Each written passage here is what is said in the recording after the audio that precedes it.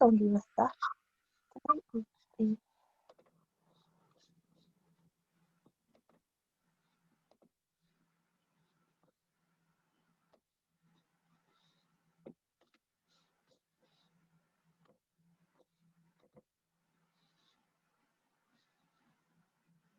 Assalamu alaikum wa rahmatullahi wa barakatuh. We are doing tonight, inshallah, our first Arabic class on Zoom. Now, the kitab that I have chosen is one which I've been teaching for many years now via WhatsApp, via Pal Talk, via radio, in person, in a madrasa uh, feel, and on a personal one-to-one type thing. So I've taught it to many different types of people from various walks of life, and that's the reason why I've chosen this particular kitab. It's the Medina Arabic course. It's a 3-book series, and the reason is, and I'll make mention of this, I always tend to make mention of this at least, that there are two styles to teaching Arabic, which is the traditional style, and then there is the modern style. The traditional style is that which is taught in the Darul Ulooms and places like this here, which is where you do a lot of theory and a little bit of practice. So you'll do, for example, a page full of a lesson, but very little uh, practice, practicals, exercises and stuff. You won't do that much. That's the way that you are basically memorizing a whole lot of text. Let me give you an example. Now you come to the topic of morphology, the sarf. So it will be like you have to memorize daraba, daraba, darabu, daraba, darabata, darab. You memorize all 14 in that particular order. Now this works in a madrasa scope where people are coming every day. They've got no choice but to do the classes. They tend to be people who've put themselves in that position, so they are going to take out the effort. I mean, you've taken out the time from your life and if you're working to go and sit in a class and learn and things like this here. But for people who are doing a job, who are looking after children and stuff like this here, they don't have that sort of time to sit and memorize huge chunks of text and make sure that they understand it in this particular context. So I must know it exactly like this. It makes it a little bit more difficult. So that's the traditional style. The modern style is like this Medina Arabic course, which focuses on giving you a small ruling of Arabic and then giving you a lot of practice so you see how it works. And I find that this method does work because, like I say, I've been teaching it for the last 9 years, and I've seen people who knew nothing of Arabic from the days when I was teaching it on Talk. People who knew nothing of Arabic, they could read the Quran like that, but that was about all. They had never attempted to learn anything of Arabic.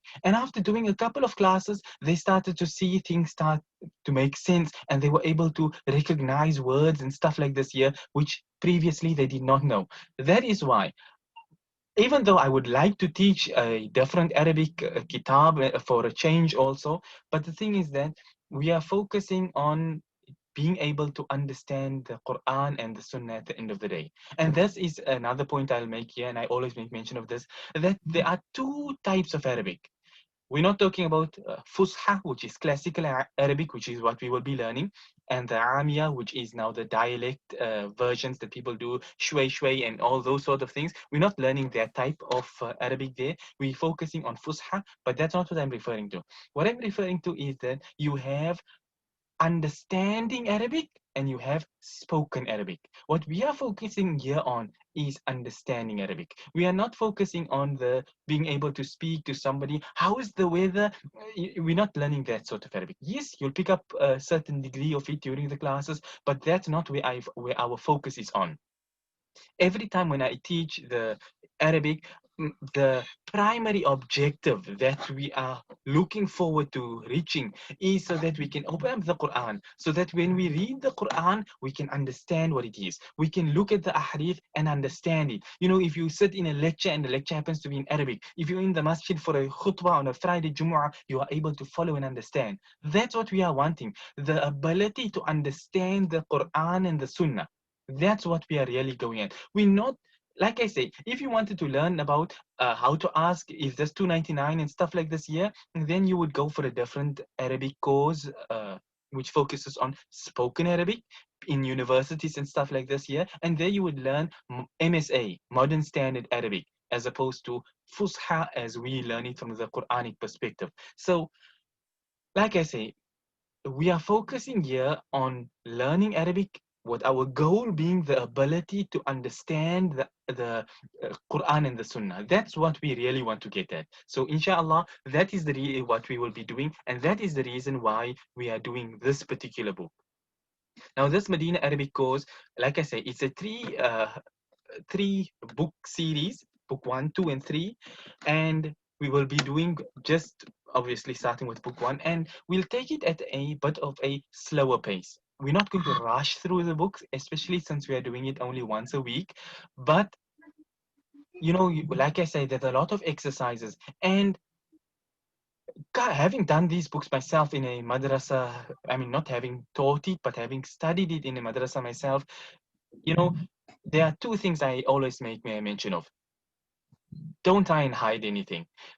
Many times a person swallows the end of their words and stuff like this here, and they, as though the teacher who's testing you on it don't realize that you are swallowing and hiding the words. So we are here to better our Arabic.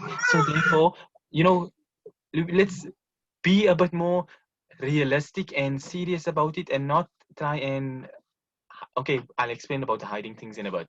But anyway, so the we're going to do the book at a pace where there's a lot of exercises that comes along it during the course of the lessons. So you'll have an entire week at your disposal for you to be able to do the lesson, or at least the exercises, and to submit it.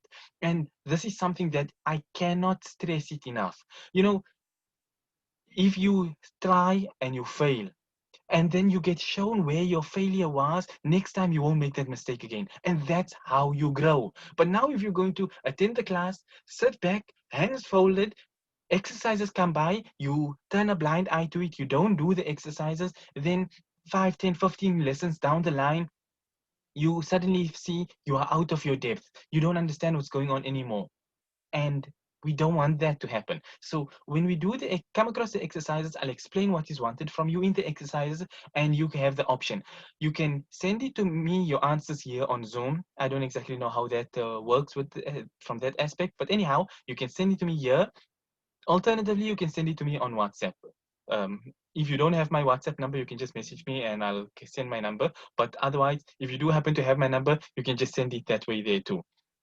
Because like I say, it's not benefiting anybody else but you at the end of the day if you do those exercises. And if you don't do those exercises, nobody else but you suffers with it at the end of the day. So anyway, that being that, we'll do further introduction as we do the kitab itself, but let us begin. Bismillah walhamdulillah wassalatu wassalamu ala rasulillahi wa ala alihi wa sahbihi wa man wala.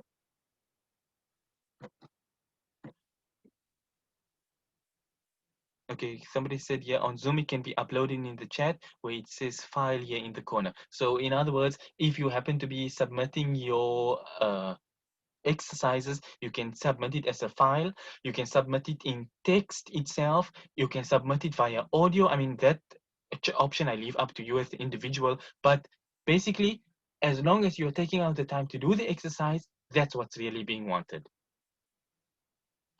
Now, the kitab, the name that we are doing here, like I said, we read it as the Medina Arabic course, but obviously it has a name. And the name of the kitab is دروس اللغة العربية لغير الناطقين بها, which is the lessons in the Arabic language لغير الناطقين بها, for people that are not, in other words, for non-Arabic speakers.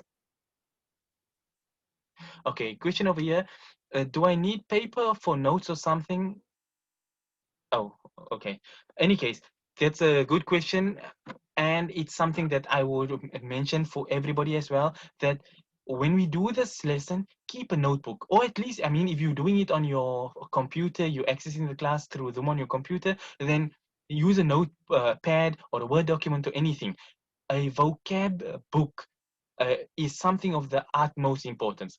I say it when we keep classes in person and on WhatsApp and everything, it's something that you won't understand the benefit in it until you really go and you grow your vocab and then you realize the importance of it. So having a notebook where you jot down notes about the lesson is one thing, and having a notebook where you jot down your vocab itself is something that's equally as important. So as we do the vocab, I will explain it, inshallah. And so you will write down, for example, the Arabic word, you will write it down in transliteration. And I always encourage a transliteration as well, so that you are able to pronounce the word correctly. So that next time you come across the word, you are not unsure is the word hasanun, is it hisanun, is it husanun? You know which one it is because you have it in transliteration.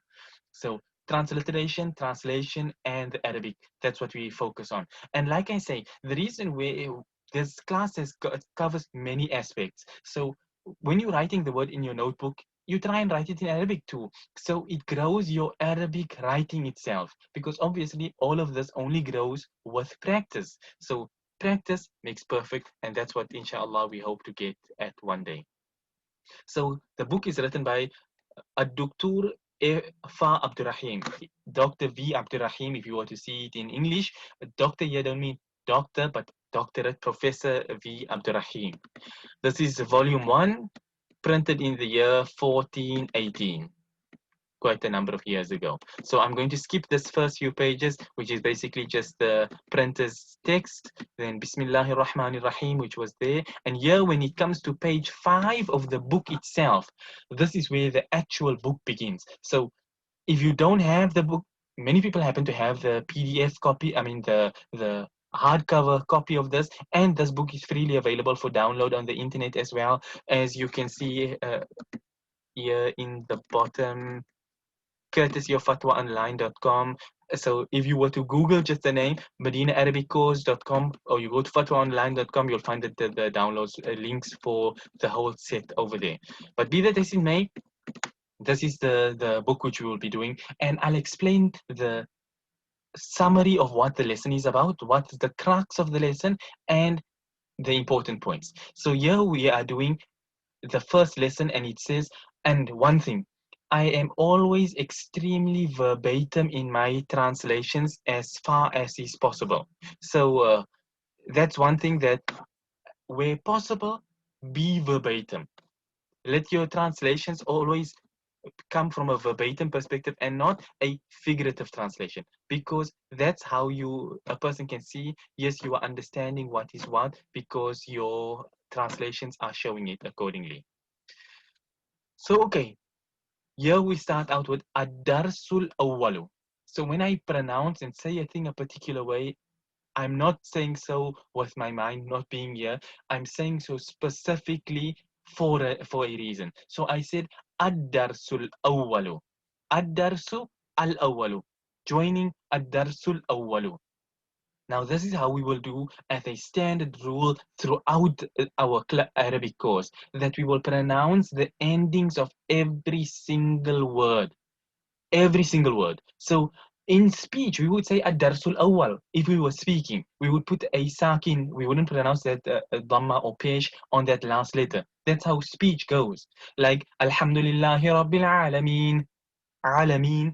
You don't pronounce Alhamdulillahi Rabbil Alameen. You're not going to pronounce it that way. So in speech, it would be ad-darsul awwal. But in order to understand Arabic and to get a grasp of the language, pronouncing that last letter is of the utmost importance, because النحو علم بأصول تعرف بها أحوال أواخر الكلم الثلاث من حيث الإعراب والبناء. This is in fact the opening words in Al-Hidayah fi Nahu and other books like this here from a traditional kitab basis, which is that Nahu, grammar, Arabic grammar, is a science whereby you come to know the endings of the words. من حيث الإعراب والبناء. We'll get to all of that in due time. But in other words, at no point in time during the exercises, during the class, will we ever say ad-darsul awwal. Never.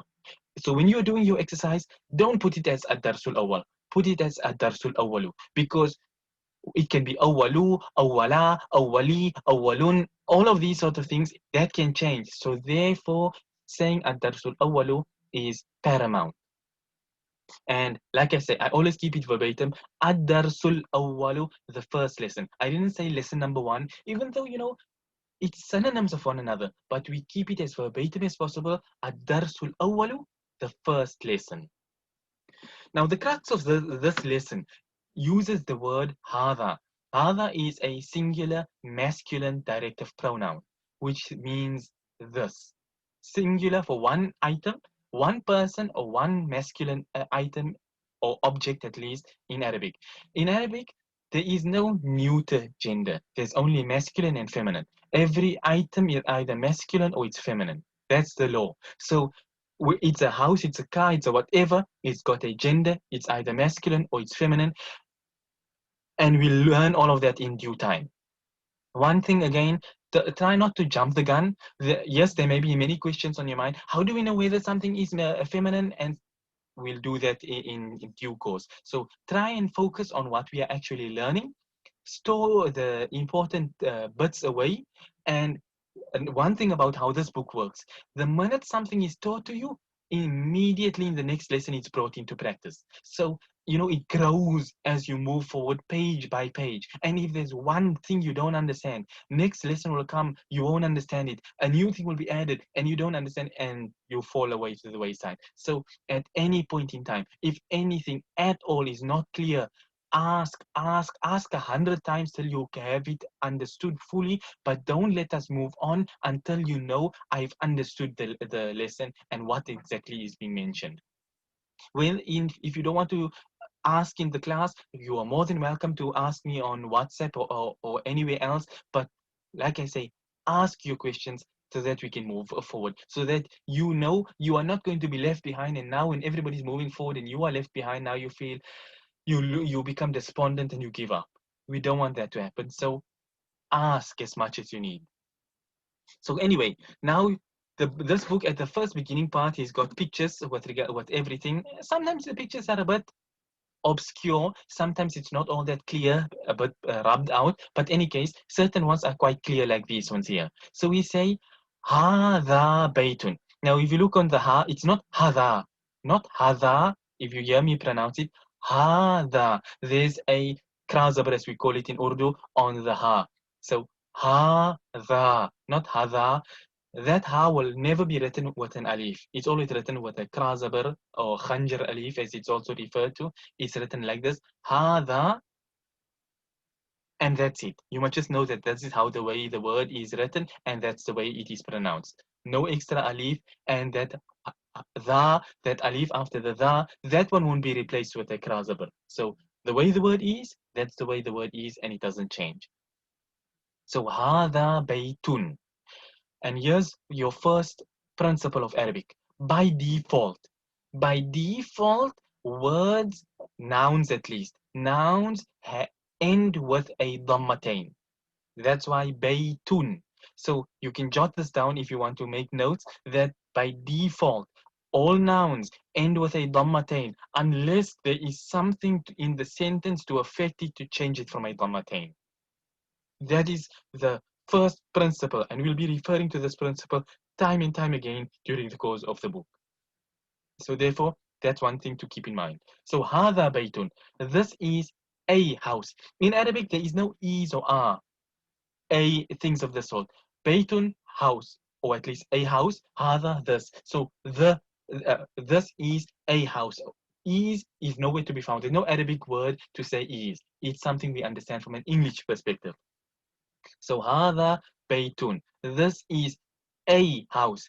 A and definite and indefinite nouns we learn not too long from here. So like I say, try not to jump the gun.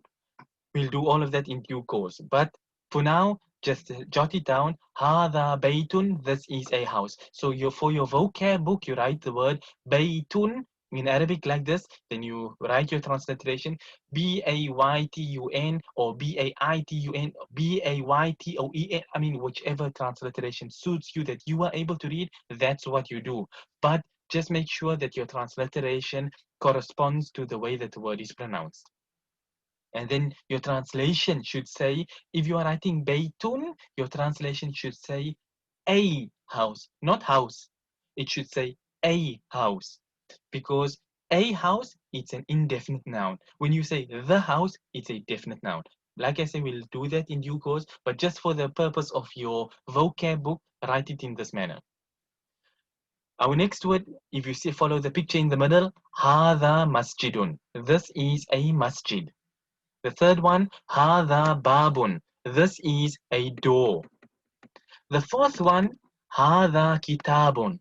This is a book. Kitabun literally means a book. So whether you say Kitabullah, the book of Allah, meaning the Quran, or any book that you are speaking about, Kitab is the word that is used. So هذا كتاب, this is a book.